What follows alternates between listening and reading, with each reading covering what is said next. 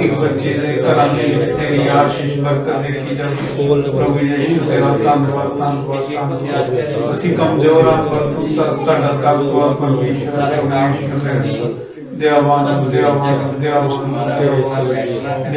एक बच्चे देवान तू शांति का राजकुमार है प्रभु यीशु देवान तेरा धन्यवाद तेरा शुक्र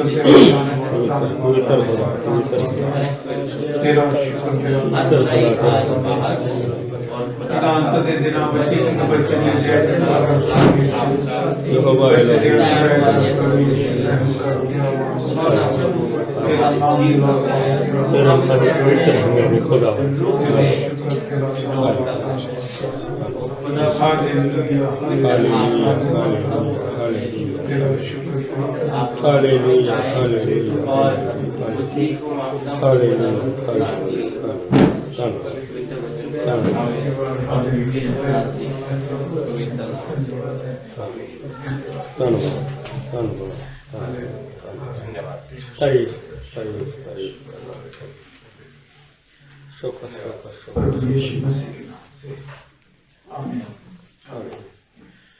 प्रभु का धन्यवाद हो और हम के पवित्र वचन को खोलेंगे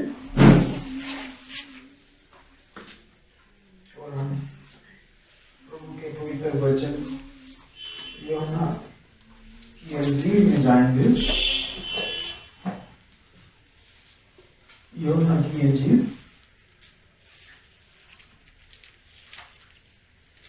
और उसका 8 अध्याय और उसकी 12 आयत हम पढ़ेंगे। यूहन्ना की अंजील और उसका 8 अध्याय और उसकी 12 आयत मैं पढ़ रहा हूँ। यीशु ने फिर लोगों से कहा, जगत की ज्योति मैं हूँ, जो मेरे पीछे हो लेगा वो अंधकार में ना चलेगा परंतु वो जीवन की ज्योति पाएगा। हालेलुया आमीन।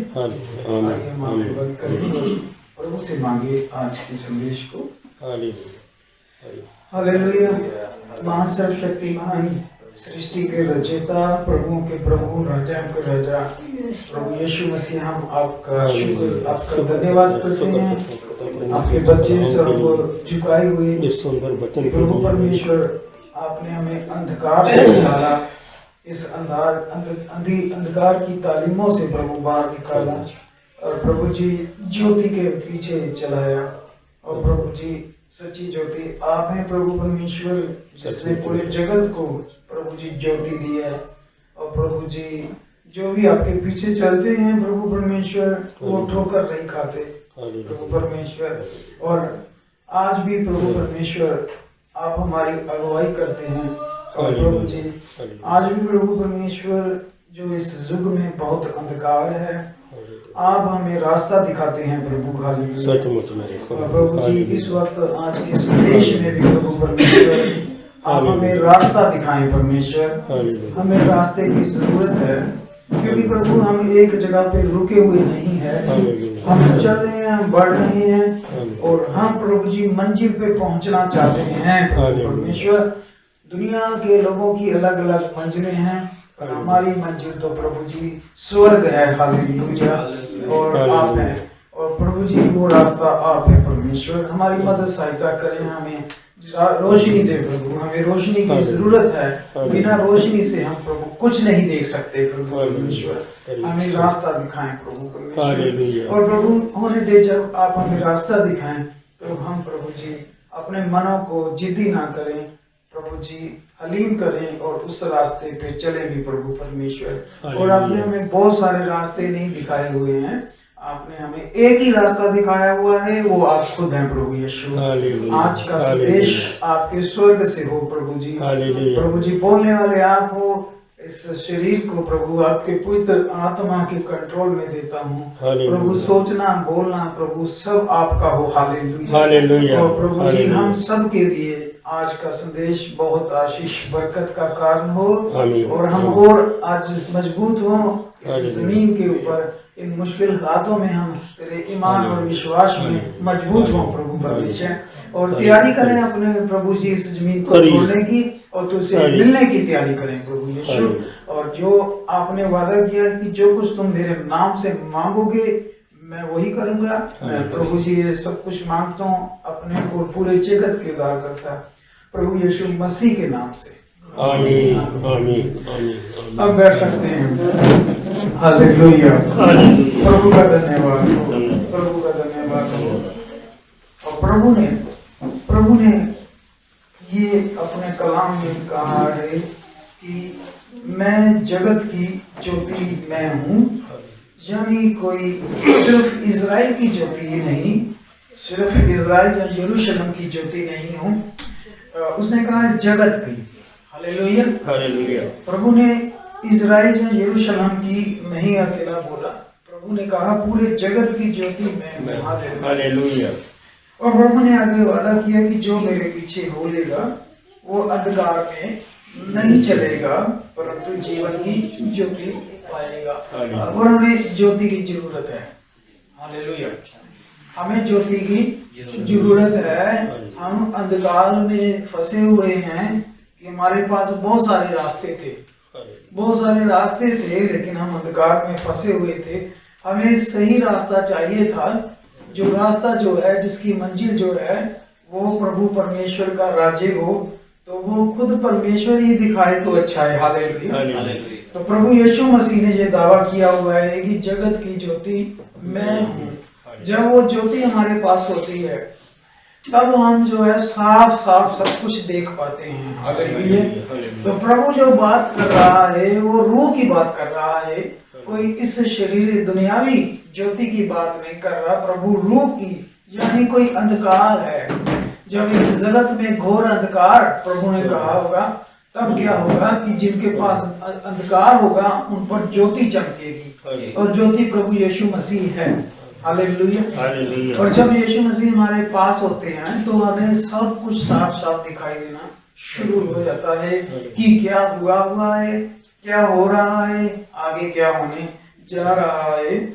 जब कोई भी इस जमीन पे प्रभु का बच्चा प्रभु यीशु मसीह को अपना उद्धारकर्ता कबूल कर लेता है, फिर उसके वचन पर चलता है, उसके लिए हमें थोड़ा सा जाना पड़ेगा, नीति वचन में जाना पड़ेगा जिसमें प्रभु ने वादा किया हुआ है।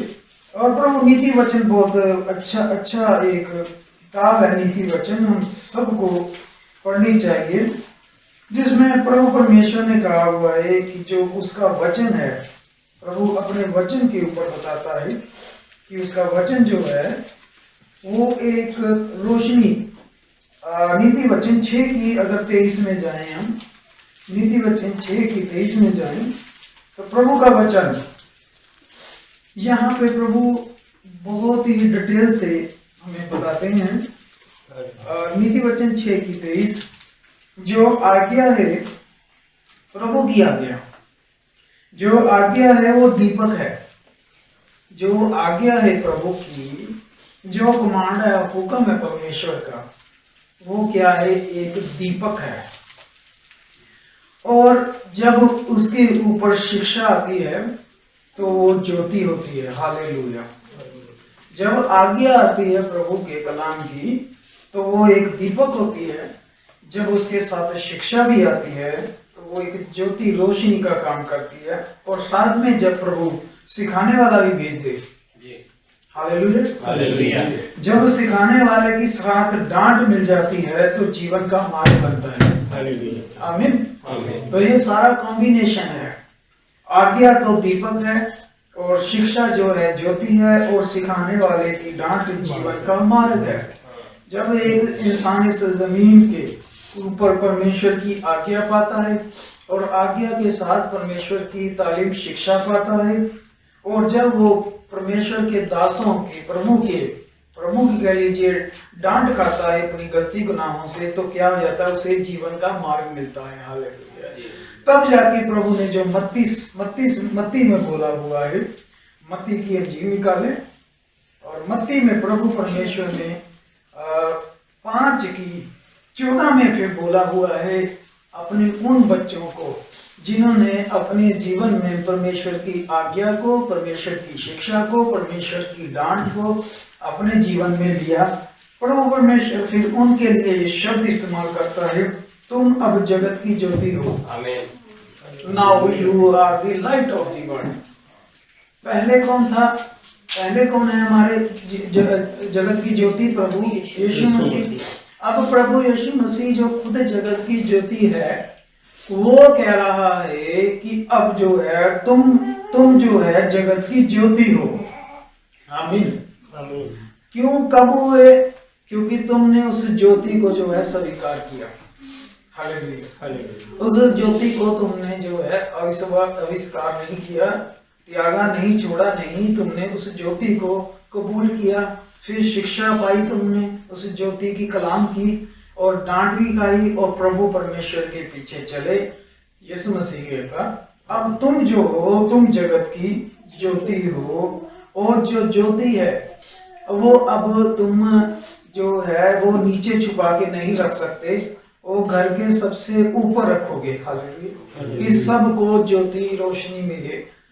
देखिए, जो रोशनी होती है वो सबको रोशनी देती है।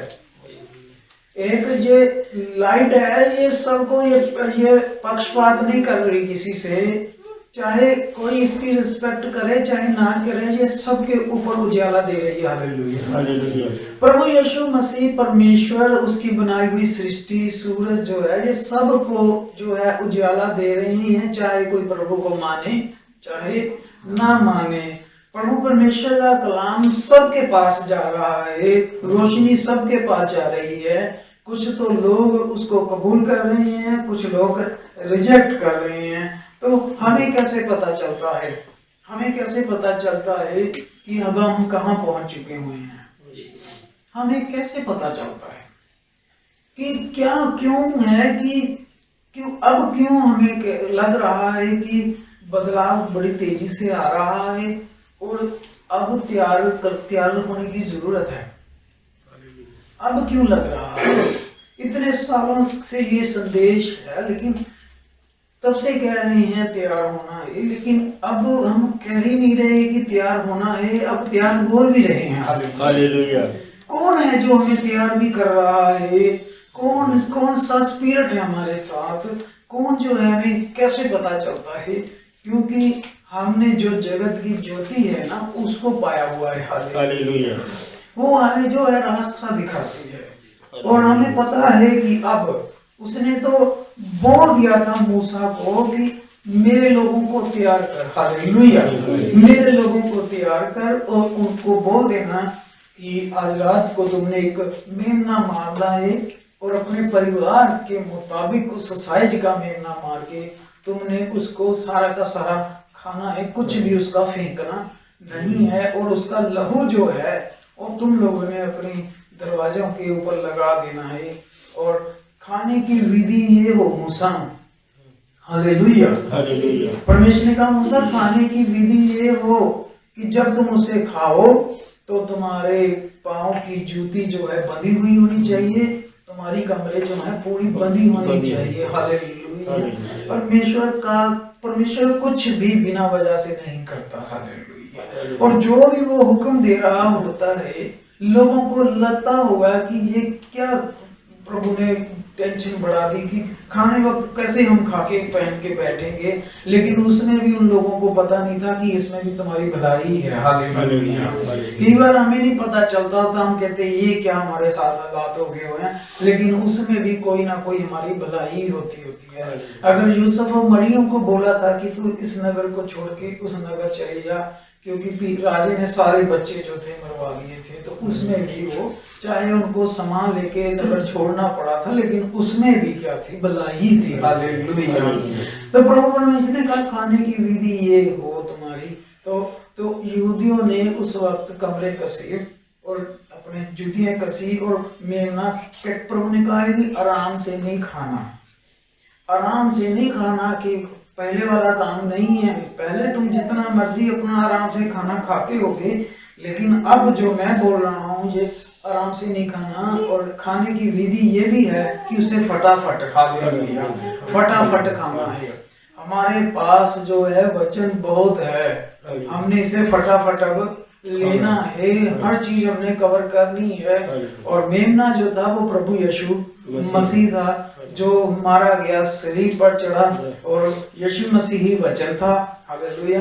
और प्रभु ने हमें हुक्म दिया हुआ है कि हम जो है पुराना नियम नहीं छोड़ सकते, कि आंतड़ियां नहीं खानी। हम जो ये नहीं कह सकते, ये तो पलूस ने बोला हुआ है कि जो है बहनें प्रचार ना करे, ये तो पतरस ने कहा है यीशु मसीह के नाम से बपतिस्मा हम नहीं मानते।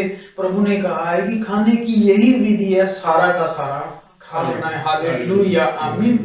तो प्रभु कहता है कि फटाफट खाना है। इस वचन को आपने डिले नहीं करना कि मैं देखूंगा, सोचूंगा, पूछूंगा, नहीं। जब यहोवा यूं फरमाता है तो आपने उसी वक्त घुटने टेक कर करना है। आमीन, हालेलुया।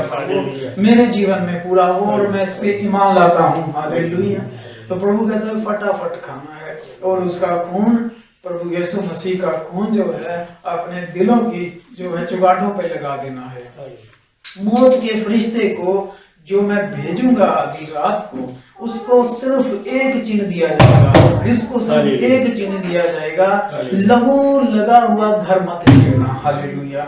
जिस घर में लहू लगा होगा उसको बस एक ही चीज पता होगी मौत के फरिश्ते को, कि जिस घर में लहू लगा हुआ है उसको मैंने नहीं छेड़ना। हालेलुया। और इसी तरह जब वो आया उसने हर घर में पहलौठों को मारा, लेकिन जिस घर में खून लगा था उस घर को उसने छोड़ दिया। अब थोड़ा सोच के देखें, अगर कोई यहूदी उठा होगा, वो अपने आप को कहता होगा हाँ मैं यहूदी हूँ, मैं अब्राहम, इसहाक, याकूब के वंश में से हूँ, लेकिन मैं खून नहीं लगाऊंगा, तो क्या उसका ऐसे इतना मानने से क्या वो उद्धार हो जाता, उसका बच जाता था? नहीं। चाहे वो अब्राहम, इसहाक का, अब्राहम का ही बेटा हो, लेकिन उसको भी परमेश्वर का वचन पूरा करना है। हालेलुया। तो अगर वो सचमुच अब्राहम का होगा, पहली बात तो ये है कि वो उस पे बहस नहीं करेगा, उसे पूरा करेगा। हालेलुया। तो जिन यहूदियों ने अगर मान लीजिए नहीं लगाया होगा कि ये पता नहीं क्या बोल रहा है मूसा, आप देखिए जैसे मिस्रियों के घर में आधी रात को रोना, चिल्लाहट, पहलौठों के मरने के कारण रोना शुरू हो गया था हर घर में, उसी तरह उस यहूदियों के घर में भी वही हुआ होगा जिन्होंने परमेश्वर का वचन नहीं माना। सिर्फ बचाव सिर्फ परमेश्वर की आज्ञा मानने से है। हालेलुया। बचाव सिर्फ परमेश्वर का वचन पूरा करने से बचाव है। और आज प्रभु यीशु मसीह हमारी ज्योति है। बहुत सारी दुनिया को पता ही नहीं है, वो कहते हैं हाँ जी विश्वास रखो, विश्वास रखो। आमीन, सही है, विश्वास रखो, लेकिन जो विश्वास है वो अकेला नहीं आता, वो अपने साथ प्रभु के वचन की आज्ञाकारी लेके आता है। और विश्वास जो है वो प्रभु यीशु मसीह खुद है। और प्रभु यीशु आता है तो साथ में ज्योति लाता है। जब ज्योति आती है तो हमारे पास ये वचन जो है हमें समझ नहीं आ रहा होता, वो ज्योति जो है, ये दुनियावी लाइट जो है सिर्फ हमें दिखाती है कि ये देखिए क्या क्या लिखा हुआ है, लेकिन जब वो प्रभु यीशु मसीह की ज्योति आती है तो वो ये बताती है कि इसका अर्थ भी क्या है। हालेलुया। इसी तरह प्रकाशित वाक्य में जब हम चलते हैं, हम कौन से युग में रह रहे हैं, हम कौन सी मोहर में रह रहे हैं, क्या लोगों को पता है? लोगों को नहीं पता है। लोगों को वो जब जिनको पूछो वो कहते प्रकाशित वाक्य समझ में नहीं आता, क्योंकि आप लोगों ने उस ज्योति को ठुकरा दिया है। जिसने ये समझाना था प्रकाशित वाक्य, उस रोशनी को आपने ठुकरा दिया हुआ है। क्या प्रभु यीशु मसीह ऐसा करेगा कि अपने बच्चों को, जिनको उसने पकड़ा हुआ है, जिसको चुना हुआ है, उनको 20% कलाम समझा देगा, 80% बंद रखेगा? जी नहीं। जिनको वो चुनेगा उनके ऊपर ये वचन खुला हुआ होगा। हालेलुया। वो वचन से तैयार हुआ होगा और उसके पास ये नहीं होगा कि मुझे ये नहीं पता। दुल्हन जो है, जो रैप्चर में जाने वाली है, वो बिल्कुल भी कंफ्यूज्ड नहीं है। एक भाई बहन जो कंफ्यूज है वचन के ऊपर, वो कैसे उद्धार पाएगा, कैसे स्वर्ग में जाएगा? क्या वो स्वर्ग में जा सकता है कंफ्यूज्ड? क्योंकि स्वर्ग में कोई भी कंफ्यूजन नहीं है। स्वर्ग में कोई भी कंफ्यूजन नहीं है, कोई बहस नहीं है, कोई गड़बड़ नहीं है। स्वर्ग में सिर्फ तो सिर्फ जो है वो परमेश्वर का सिंहासन है, स्वर्गदूत है और उसमें क्या है, सारी सिद्धता ही है। हालेलुया। जो उसकी दुल्हन है वो जमीन के ऊपर बिल्कुल भी किसी विषय पर कंफ्यूज नहीं है। वो उत्पत्ति से लेके प्रकाशित वाक्य तक उसे 100% पता है कि यहोवा यूं फरमाता है। हालेलुया। और प्रभु परमेश्वर का धन्यवाद करते हैं कि हम जो है आखिरी युग के अंत में है। 7वां युग जो है आखिरी युग है, 8वां युग नहीं है। बाइबल में 8वां युग नहीं है, हम 7वें युग में हैं और 7वें युग की हम शुरुआत में नहीं है, सेंटर में नहीं है। 7वें युग के हम बिल्कुल अंत में, आखिर में है और चौथी मोहर के अंत में है। चौथी मोहर के अंत में है हम, 7वें युग के आखिर में है। अब इसके बाद कोई 8वां युग नहीं है, इसके बाद कोई और संदेश नहीं आने वाला। ये फाइनल कॉल है सारी दुनिया में। मत्ती 24:14 जो है फाइनल कॉल जा रही है, एक आखिरी कॉल जा रही है परमेश्वर की सारी दुनिया में। जहाँ का आमीन कर जाए, जहाँ पीछे हो जाए, जहाँ हाँ कर जाए, जहाँ पीछे हो जाए। प्रभु परमेश्वर कहता है जहाँ तुम्हारी बात हाँ हो या ना हो। प्रभु कहता है जहाँ तो कबूल करो, जहाँ बर्बाद हो जाओ। जहाँ कबूल करो, जहाँ बर्बाद हो जाओ। चौथी मोहर के बिल्कुल अंत में है हम। 7वें आखिरी युग में चौथी मोहर के अंत में है। और चौथी मोहर में जो मसीह विरोधी है वो इस वक्त काम करने का जो उसका तरीका है वो क्या, कौन सा रंग है? पीला। जिस घोड़ सवार पे वो सवार है मसीह विरोधी, वो पीले घोड़े पर सवार है। जो रंगों को, पीला रंग ओरिजिनल कलर नहीं है। पीला रंग कब बनता है? जब बहुत सारे रंगों को आप मिला देंगे तो पीला रंग बन जाएगा। शैतान इस वक्त सारी शिक्षाओं को मिला लिया है। उसने कहा है कि सब कुछ ठीक है। अब मसीह विरोधी जो है वो पीले रंग पर सवार है। वो कहता है कि सब कुछ ठीक है, सारे रास्ते उसके घर को जा रहे हैं। सब अपने अपने तरीके से जो मान रहे हैं उनको मान के प्रभु के घर में जा सकते हैं। जबकि प्रभु ने कहा हुआ है कि मार्ग सिर्फ मैं ही हूँ, किसी दूसरे के द्वारा उद्धार नहीं है। स्वर्ग के नीचे और इस जमीन के ऊपर सिर्फ एक नाम दिया गया है जिसके द्वारा उद्धार है। और प्रभु परमेश्वर ने जब देखा कि शैतान इस तरह कार्य कर रहा है, प्रभु परमेश्वर ने आखिरी युग में जो मसा भेजा है स्वर्ग से, हालेलुया, वो उसने कैसा मसा भेजा है? जिस तरह शैतान देखिए कार्य कर रहा है, परमेश्वर भी वैसा ही उसका मुकाबला करने वाला मसा भेज देता है। प्रभु ने देखा कि शैतान ने ये अब तरीका अपना लिया हुआ है कि सभी ठीक है, सब कुछ ही ठीक है। प्रभु परमेश्वर ने अपने लोगों पे उकाब का मसा भेज दिया, हालेलुया। प्रभु ने आगे देखिए 5वीं मोहर खुलती है तो आप ना घोड़सवार देखेंगे ना घोड़ा देखेंगे, क्योंकि चौथी मोहर के बाद 5वीं मोहर इजराइल की तरफ चली जाती है। और जो मसा है उकाब वाला, वो उकाब अपने लोगों को उड़ा के ले जाता है जी। रैप्चर हो जाता है, पुनरुत्थान हो जाता है। चौथी मोहर खत्म होते ही पुनरुत्थान है, रैप्चर है। हम लोगों ने जमीन छोड़ देनी है। चौथी मोहर के बाद जो है दुल्हन स्वर्ग में होगी। 5वीं मोहर जो है वो इजराइल की चली जाएगी। 5वीं मोहर इजराइल में चली जाएगी। आइए हम पढ़ लेते हैं प्रकाशित वाक्य 9। जब 5वें स्वर्गदूत ने तुरी फूकी तो मैंने स्वर्ग से पृथ्वी पर एक, माफ कीजिए मैं मेरा जो 6 की 9 जब उसने पांचवी मोहर खोली तो मैंने वेदी के नीचे उन प्राणों को देखा जो परमेश्वर के वचन के कारण और उसकी गवाही के कारण जो उन्होंने दी थी वध किए हुए थे।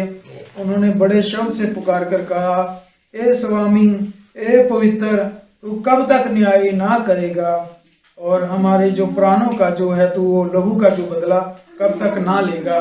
तो उसमें से हर एक को सफेद वस्त्र दिए गए और कहा गया, थोड़ी देर तक आराम करो जब तक तुम्हारे संगी दास भाई जो है तुम्हारे समान वध होने वाले हैं उनकी भी गिनती पूरी ना हो जाए।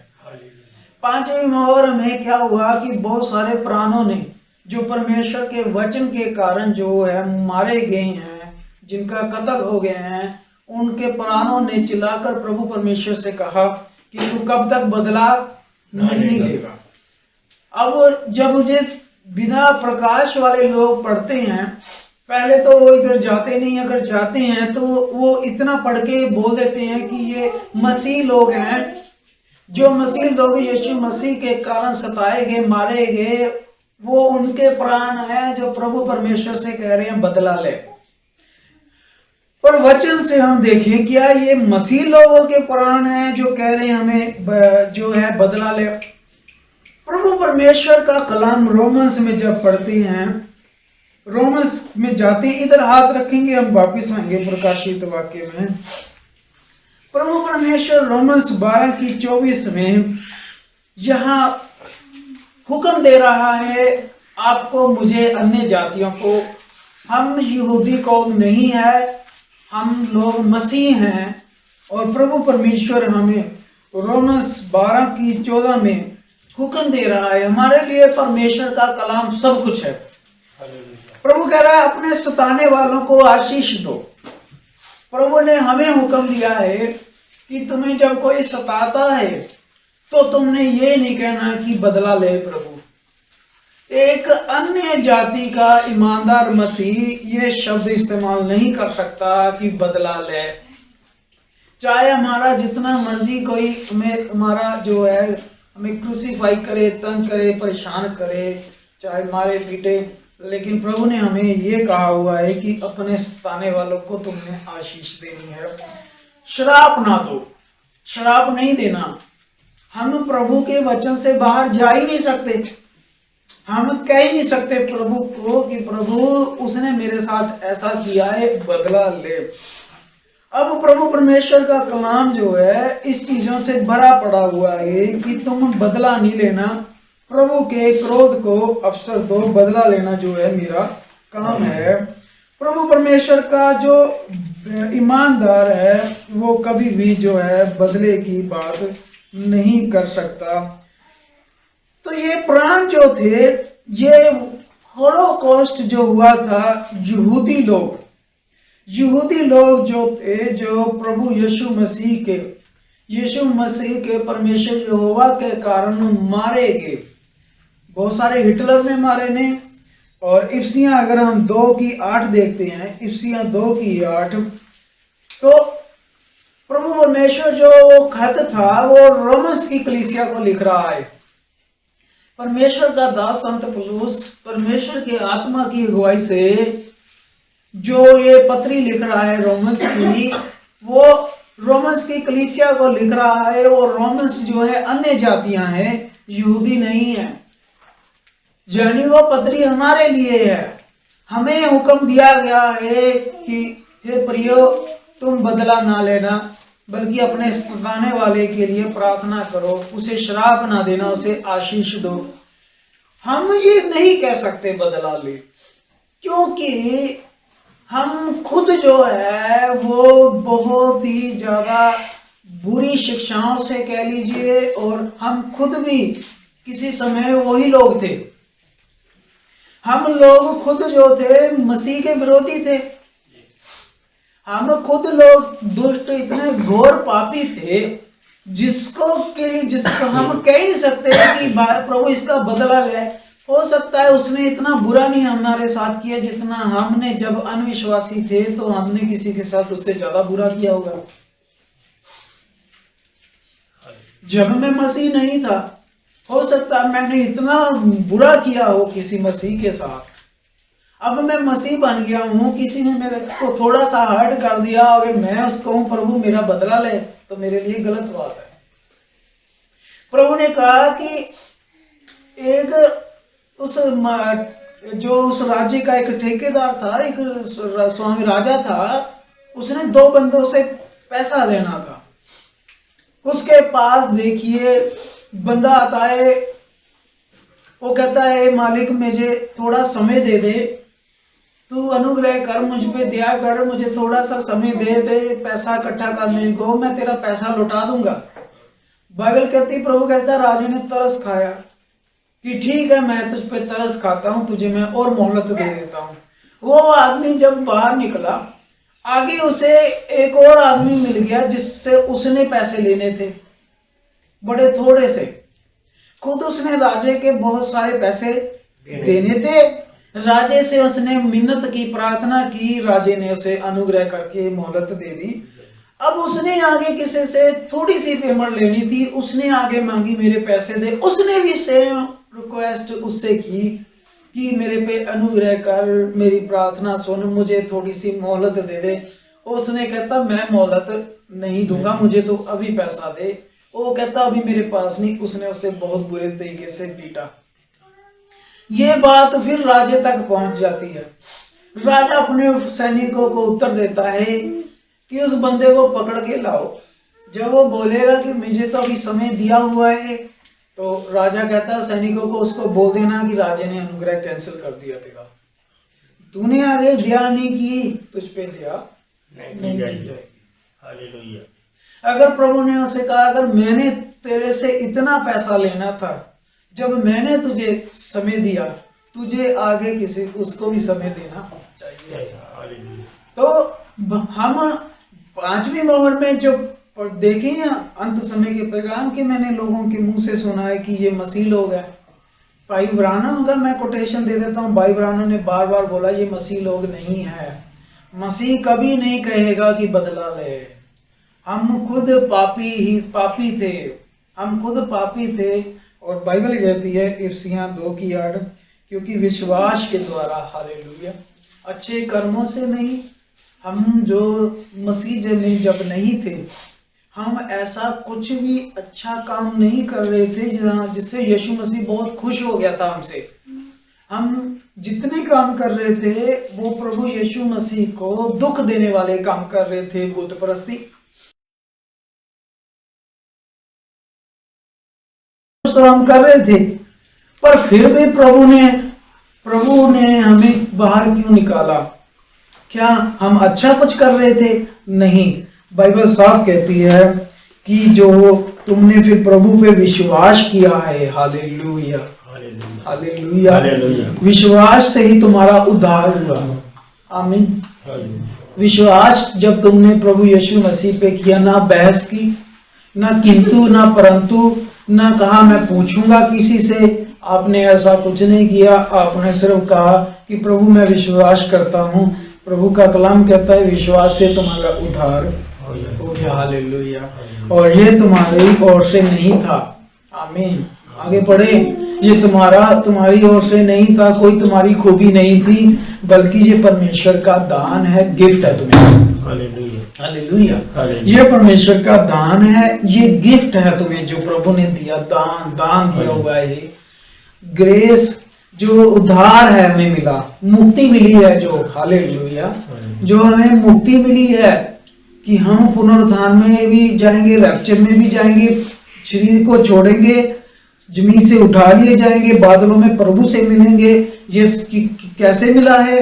कर्मों से नहीं, ये पूरा का पूरा प्रभु का दान है, गिफ्ट है हमें, हालेलुया। और लिखा है नो आई, और कर्मों के कारण नहीं हुआ तुम्हारे। ना तो भाई चर्च में हमने बहुत दान दिया था, जब बहुत मार्बल चिप्स लगाए थे, नहीं नहीं नहीं, ये पूरा का पूरा प्रभु का दान है, हालेलुया। और हमारे कर्मों के द्वारा नहीं। अगर कर्मों के द्वारा, जो लोग कहते हैं कि अच्छे कर्म करें आप स्वर्ग में जाएंगे, प्रभु कहता है अगर कर्मों के द्वारा मुक्ति मिलती होती तो तुम्हारे अंदर घमंड होना था कि मैंने ये मुक्ति जो है छबील लगा के चर्च में मार्बल लगा के 1-2 लाख रुपया का चर्च बनवाया था, लाइटें लगवाई थी, मैंने तो ऐसे मुक्ति पाई है। तो फिर तो हर किसी के पास घमंड होना था, मैं तो ये काम करके मुक्ति पाई है, फ्री में नहीं पाई। फिर तो हर ऊपर लड़ाई होती है। उसने कहा तूने कितना दिया था? मैंने कहा मैं 5 लाख रुपया दान दे के चर्च में ये मुक्ति ली है। उन्होंने मुक्ति कामों के द्वारा कैंसिल ही कर दी। हालेलुया।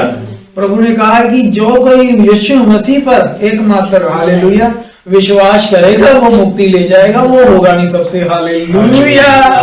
इसीलिए मुक्ति आसान नहीं है। ये बिल्डिंगें, कारें ले लेना, ये सब कुछ आसान है। मेरे पास एक स्वर्ग में जो सेवक है, उनको लिखा हुआ उनका रुतबा और उनका जो मुकुट है, हालेलुया, वो जमीन के ऊपर जो है। आपको पता है कि जजमेंट कितने तरह की है? देखिए, वचन से वचन निकल आता है।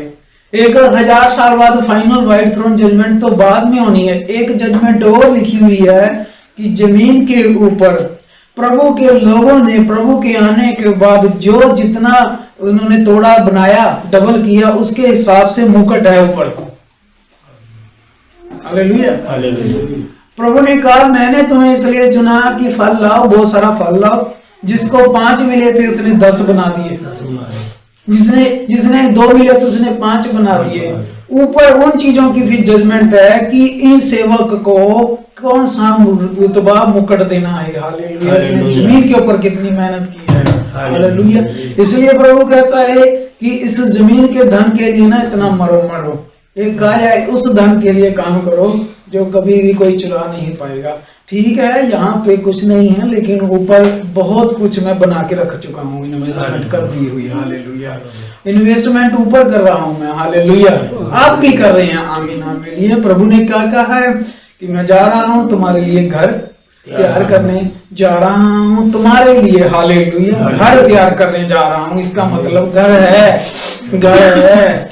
और प्रभु कहता है, पुरुष कहता है कि जिस ये दुनियावी घर गिरा दिया जाएगा, हमें एक ऐसा घर मिलेगा जो मनुष्यों के हाथों का बना हुआ नहीं है, प्रभु के हाथों का बना हुआ हुआ। हालेलुया। और उसकी सड़कें सोने की हैं।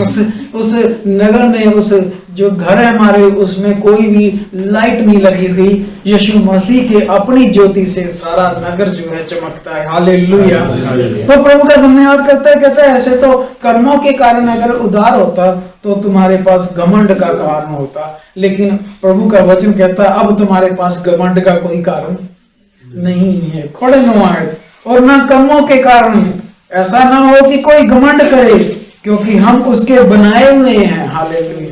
हम उसके बनाए हुए हैं। वो रचेता है हमारा, हम रचना है। वो घुमियार है हमारा, हम उसके बर्तन हैं। हालेलुया। क्या एक बर्तन अपने घुमियार से लड़ेगा कि तूने मुझे कैसे बनाया, मैं तुझे बना? नहीं नहीं नहीं नहीं, मिट्टी अपने बनाने वाले रचेता से नहीं लड़ सकती। हालेलुया। जो लड़ रहा है, समझ लीजिए महा बेवकूफी कर रहा है, मूर्खता है। कलाम कहता है अपने रचेता से लड़ना सबसे बड़ी मूर्खता है। अपने रचेता से वाद विवाद करना, ऊपर स्वर्ग कोई बहस नहीं होगी। हालेलुया। प्रभु कहता है हम उसके बनाए हुए हैं और मसीह यीशु में उन भले कामों के लिए सृजे गए हैं। जब मसीह यीशु में आ जाते हैं, फिर हमारे जो होते हैं दान, वो काम आते हैं। क्या समझे आप? ये क्या है? हम कौन है? मैं कौन हूँ? कुछ भी नहीं हूँ, ये सब यीशु मसीह है। हालेलुया। समझ रहे हैं आप? कभी उसको आगे तो रखिए ना, आप उसको अपने आप ये चीजें आपके पीछे आ जाएंगी। हम नहीं कभी इतना दिमाग पागल हुए हैं। हमें पता है कि हमारा स्वर्ग में ऊपर एक बहुत बड़ा देश है। हालेलुया। लेकिन प्रभु हर चीज आपके कदमों में कर देगा। हालेलुया। सिर्फ आपका गुड हार्ट होना चाहिए। आप 50 सालों से लोग जो है चर्च में संदेश सुनेंगे, उत्पत्ति से प्रकाशित वाक्य सीख लेंगे, लेकिन फिर भी उनका दिल जो है अंदर से पूरा बदला नहीं होगा। एक पूरी तरह अपना हृदय देना प्रभु यीशु मसीह को, ये तो पूरी एक तरह की अलग बात होती है। हालेलुया। 50 सालों से लोग संदेश की नॉलेज आ जाएगी, उत्पत्ति प्रकाशित वाक्य की, पर ग्रेस जो है वो नहीं आएगी। ग्रेस तो पूरी अलग चीज है कि आप जो है अंदर से बदले हुए हैं। जब आपको प्रभु ने कहा है कि मेरे पुत्र, मेरी बेटी, मेरे बेटे ये काम नहीं करना, आप उसी वक्त कहते हैं आमीन प्रभु, ये मेरी जिंदगी से दूर हो गया हुआ। हालेलुया। आप ये नहीं सालों साल फिर वही गलती करते पा रहे होंगे, फिर वो गलती नहीं होती। प्रभु कहता है जो बार बार डांटे जाने से भी नहीं सुधरता, वो एक दिन नाश हो जाता है। जब प्रभु आपको किसी काम से रोके, आप उसी वक्त रुक जाएं। बिलाम की तरह ना करें कि एक बार और चेक कर लेता हूं, एक बार और चेक कर लेता हूं, पूछ के प्रभु को जो पहली ना होती है वही आखिरी होती है। हालेलुया। प्रभु की पहली हाँ जो होती है वो आखिरी हाँ होती है। उसके बाद प्रभु कहता है जो बार बार, फिर प्रभु कहता है वो विनाश में पड़ा जाता है। और अगर गलती हो ही गई है, मुश्किल मुसीबतों में फंस गए हैं, प्रभु की इच्छा को टाल के, प्रभु के मना करने से, उसके बाद एक और जो गुनाह होता है उससे बड़ा वो ये होता है कि इंसान मानने की बजाय वो एक बहाने लगाने लगता है। वो तो जी ऐसे हो गया, उसने मुझसे धोखा दे दिया, उसने ऐसे बोला था।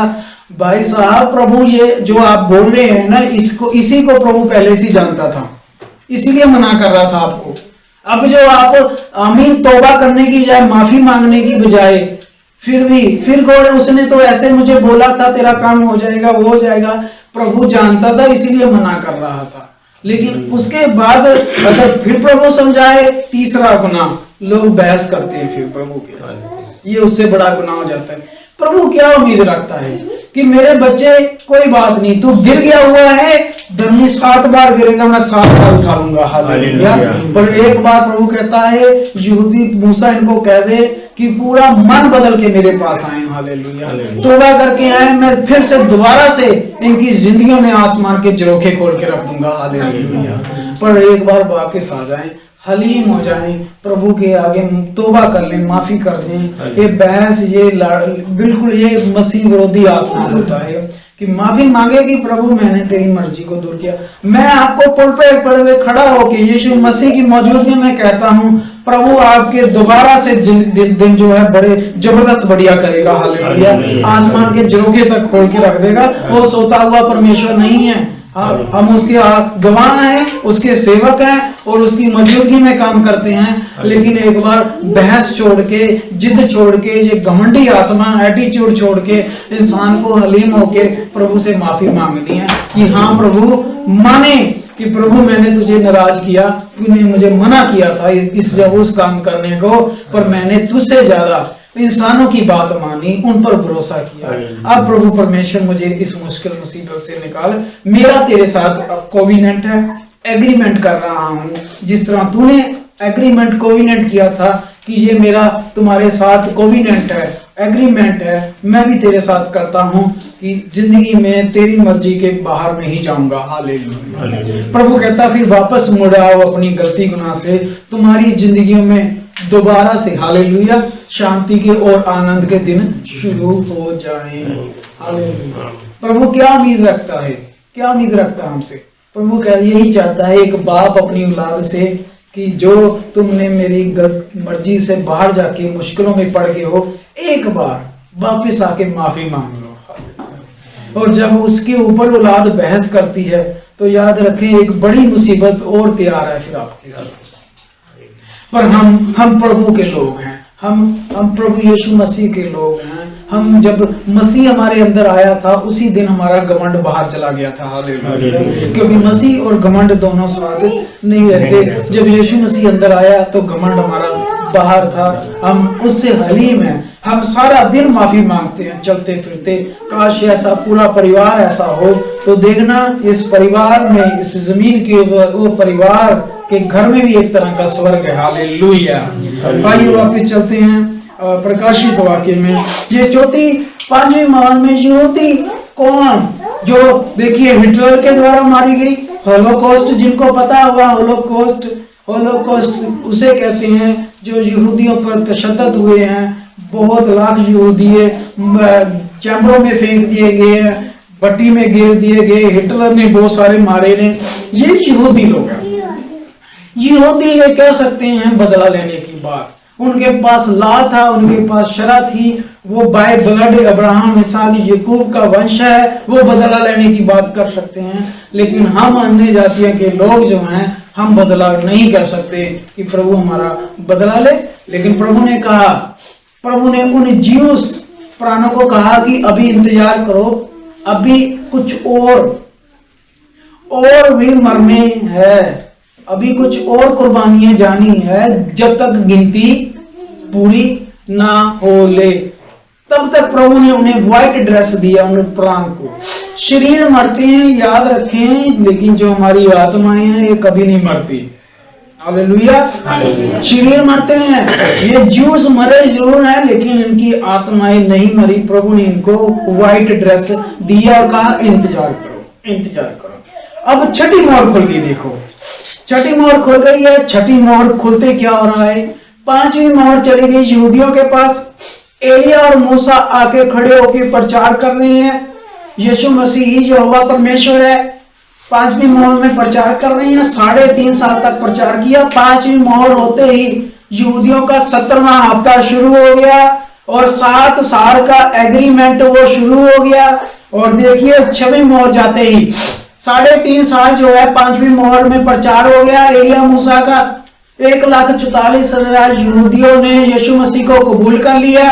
अकेला 3.5 साल, अकेले 3.5 साल, 7 साल के लास्ट वाले 3.5 साल और 17वें हफ्ते का आखिरी और एक दिन का आखिरी कह लीजिए 7 साल का, अकेले 3.5 साल। छठी मोहर खुली है, तो छठी मोहर खुलते ही बहुत बड़ा भूकंप आना है। छठी मोहर खुलते ही भूकंप आना है। क्यों आना है भूकंप? आप देखें, नूह से पहले उम्र लोगों की 900 साल, 800 साल, 700 साल थी। नूह के उस क्वैक के बाद जो है तूफान जो आया, फ्लड आया, उसके बाद इंसानों की उम्रें, बीमारियां, मौसम बदलने शुरू हो गए, गर्मी सर्दी। लेकिन उससे पहले, नूह से पहले आप देखें, जमीन के ऊपर मौसम एक जैसा था, ना बहुत ठंड पड़ती थी ना बहुत ज्यादा गर्मी पड़ती थी। जब परमेश्वर का राज्य आना है, क्या आप मानते हैं कि उसके राज्य में ऐसा नहीं होगा कि बहुत ठंड पड़ रही है और बहुत गर्मी पड़ रही है, गर्मियों में एसी की जरूरत पड़ रही है, यीशु मसीह 1000 साल रह रहा है? ऐसा नहीं होगा। इसका मतलब है ये जमीन